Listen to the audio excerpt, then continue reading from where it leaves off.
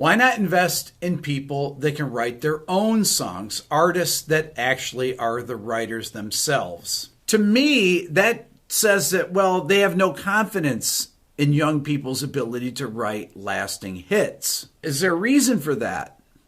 Has all the great music been written? Was it all written in the 60s and the 70s and the 80s? Maybe, but I don't think so.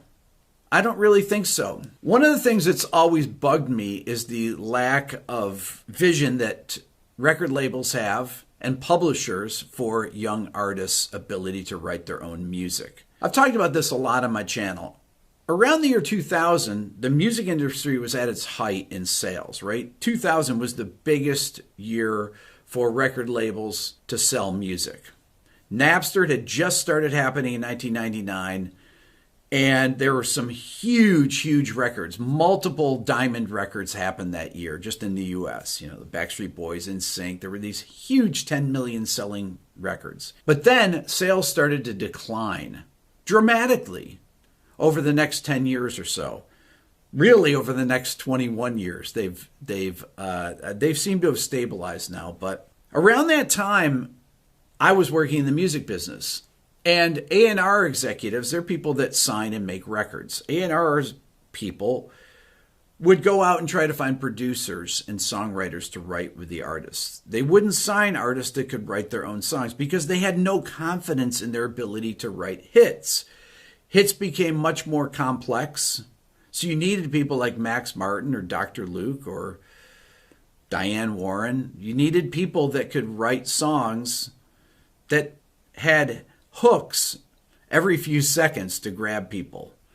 You have a generation of kids that come up with playing video games, maybe this is why, and their attention span is so short that they need to have those hooks every few seconds to keep their interest. Or maybe it's that these A&R people actually had their own publishing companies with their own writers that they were siphoning off work to, right? Getting their writers to come in and write for people that they had signed so they could essentially double dip.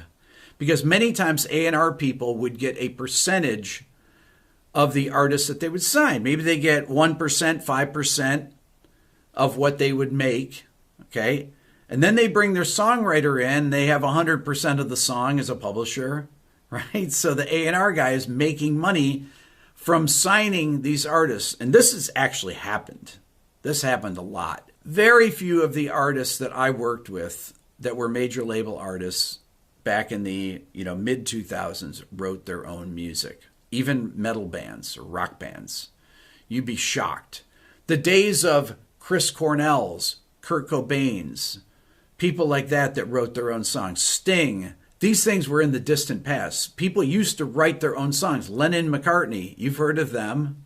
Joni Mitchell, Bob Dylan, all the people that we're talking about that are selling their publishing, Neil Young, wrote their own songs themselves, or a couple people in the groups wrote the songs together. But I can count on one hand how many artists actually write their own material. I've made these videos here. You see that songs are written by 9 people nowadays.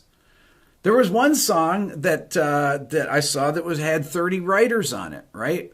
Or you have people that essentially borrow the melody. I just did a video on a song where a Justin Bieber song was very similar to a Toto song. And at some point, maybe there will be a lawsuit, and they'll probably just include them in as writers. The 3 writers that were on there, Jeff Porcaro and Joe Williams and David Page, I think, were the writers on the song. Going Home was the song. Now, that happens a lot nowadays, right? So the question is, why don't labels sign people that can write their own music? Why don't they trust them to do that? Why don't they have the belief in them that they can become the Bob Dylans or the Stevie Nickses in the future? Did kids suddenly lose the ability to be creative? I mean, this seems to be very short-sighted to me. There's some incredibly talented kids out today. Some of the most talented that I've ever seen, musicians, ever.